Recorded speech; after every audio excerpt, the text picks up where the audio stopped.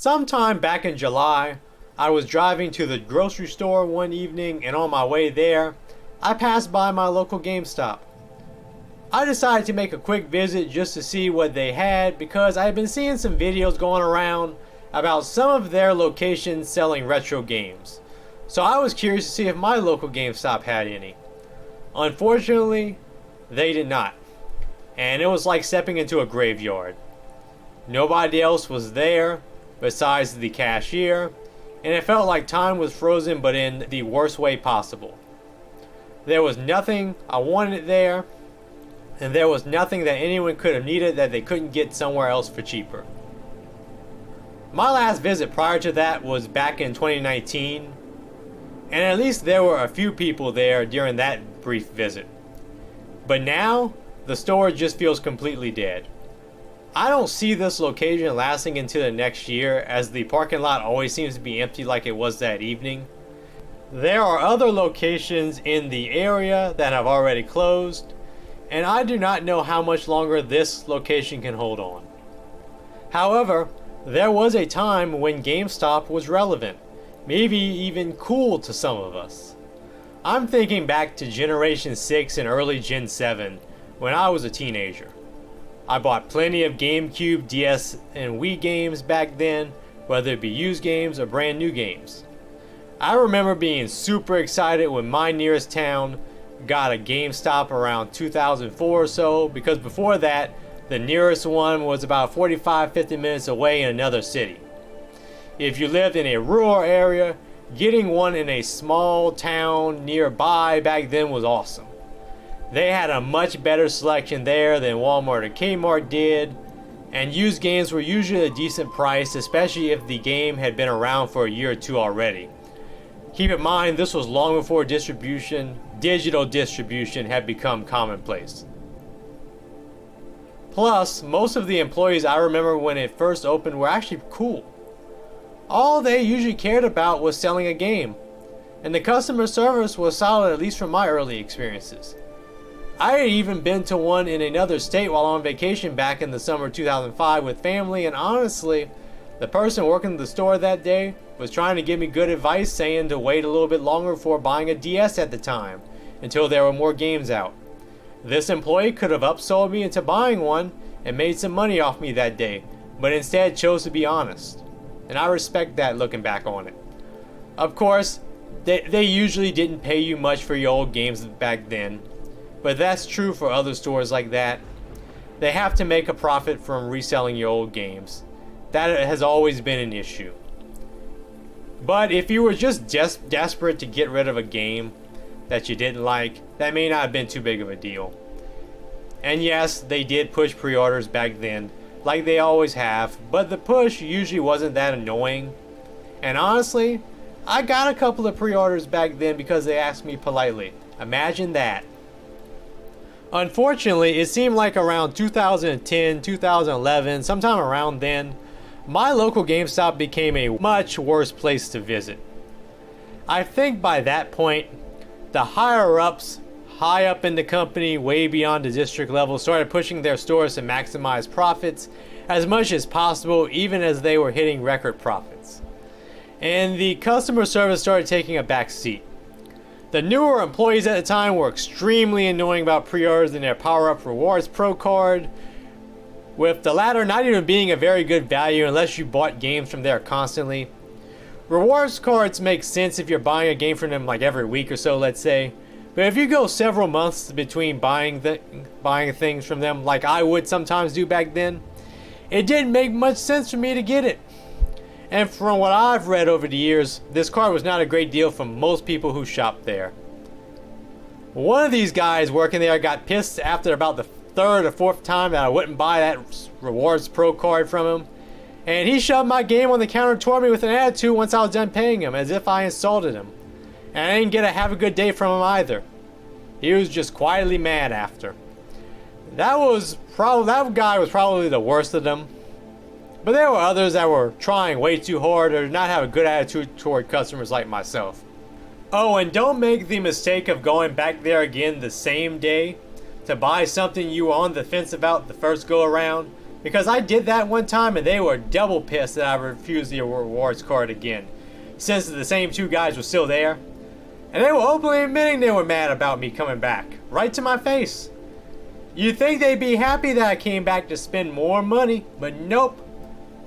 Of course, I now kind of understand why they were mad, because new games actually don't make them much money. The profit margins aren't very good on them. And that's what I bought each time that day. So the profit margin wasn't so good for them. They were clearly more desperate to sell that Rewards Pro card instead. And they were getting more pushy about the pre-orders by this point, as they usually wouldn't take a simple no on that, just like with the Rewards Pro card. I've also heard a lot of stories from others about warranties being pushed, but I don't remember that much, if at all, for games. And I only bought a console from them a couple times, and that was my first DS Lite and then a replacement after my original one started having serious issues 4 years later. And by that point it was out of warranty.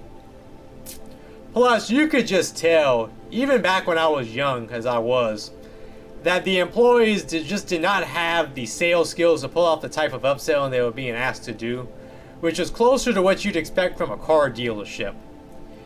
Either that, or they were not trained well, or maybe they were just really young, just right out of high school.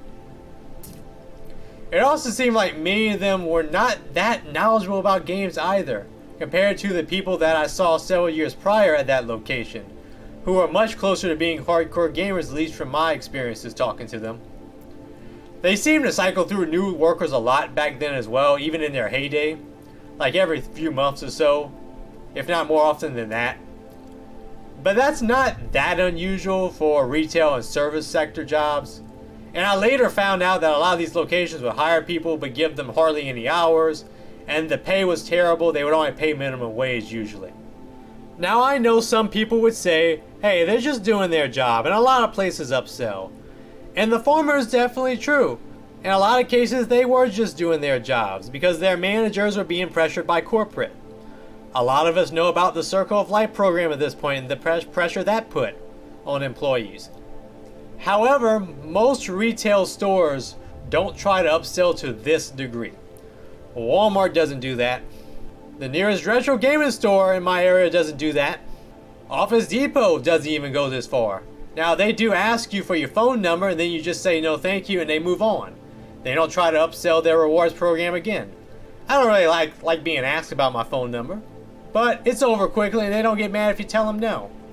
Plus, it actually makes more sense for a store like Office Depot to do some sort of rewards program because they do business with a lot of other companies, particularly offices, who need supplies regularly. So a reward system might be a good deal for those customers. GameStop, on the other hand, was a lot more aggressive in their heyday than just one question usually. And it made less sense for them because most of their customers back then weren't buying a bunch of games every month. The thing is, too, is that the employees weren't always that aggressive. The ones that I encountered back in the early to mid 2000s, for example, were not like that. Sure, they asked about pre-orders usually, but that was it. And it wasn't as crazy as we get later on. Or maybe I just got lucky back then and spared from a lot of the bad experiences until the 2010s. My store, to be fair to them, it did get a little bit friendlier there toward the end of my time shopping there regularly. There's this one guy I remember, I would see him all the time there at that point. He was very professional, even when pushing the pre-orders and the rewards cards like he was told to do. However, before that, it was a pretty decent stretch of rude employees. Nowadays, you can find plenty of horror stories all over the internet about working at GameStop. Some of them even from bigger YouTubers. RGT85 used to work at GameStop back in the day, back in the mid-2000s. And he has some stories that he's talked about in the past. Review Tech USA, he has interviewed former employees in the past. He's done a ton of coverage about GameStop on his channel. He does tons of videos about them, even to this day. Camelot 331 worked there for a while before he got fed up, and as a result, he's made a lot of content over the years about the company. I'm sure Reddit has plenty of stories as well. One common thread seems to be the strict performance quotas from the higher ups that kept getting worse and worse over time. And apparently this was a problem even back in the earlier days. Back in the early to mid 2000s, that is. Anyways, after having quite a few bad experiences there, and getting more into PC gaming where digital distribution was already dominant, I went there less and less. Once I got the 3DS, a lot of the games could be bought digitally, and if I wanted a physical copy of a game, I could always go to Amazon or eBay, and I could usually get a better deal there and not have to deal with rude employees behind the counter.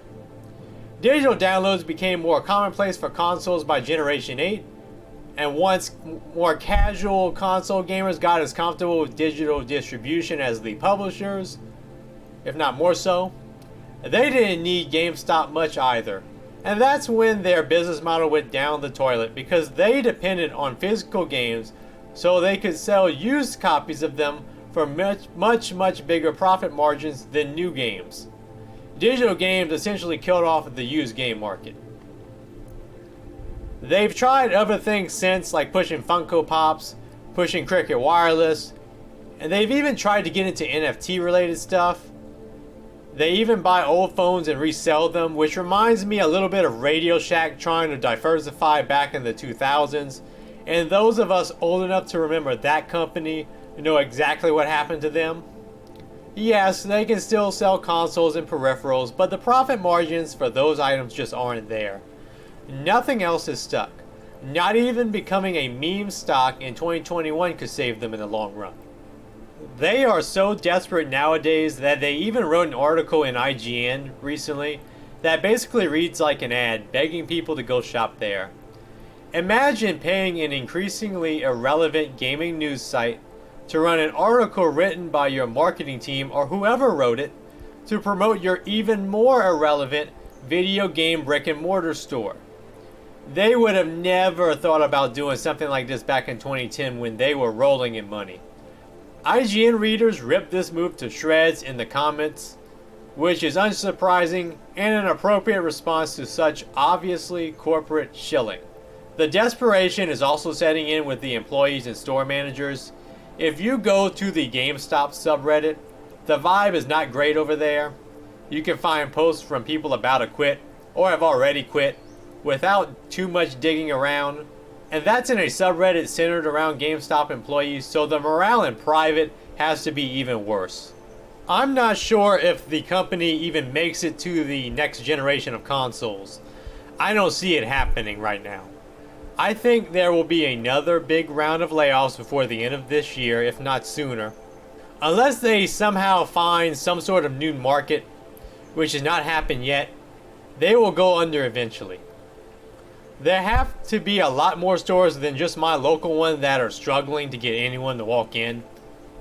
But I'm not going to be sad about this company going under. Yes, I'll feel bad for the good people still there who will lose their jobs despite not being part of the real problems. But I have no sympathy for the decision making at the top or any attachment to this brand at this point.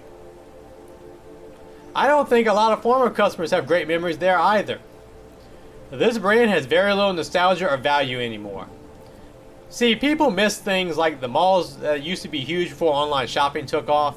People had great times there, hanging out with friends, buying things they couldn't get elsewhere, eating lunch at the food court, spending maybe most of a Saturday or Sunday there, especially if it was a big mall. You just can't say the same thing about GameStop. But anyways, what are your memories of going to GameStop back in the day? Were your memories better than mine? When was the last time you visited one? Do you have any interesting stories for better or for worse? Were you once an employee there? Let me know in the comments. Thank you so much for watching, and I'll see you again soon.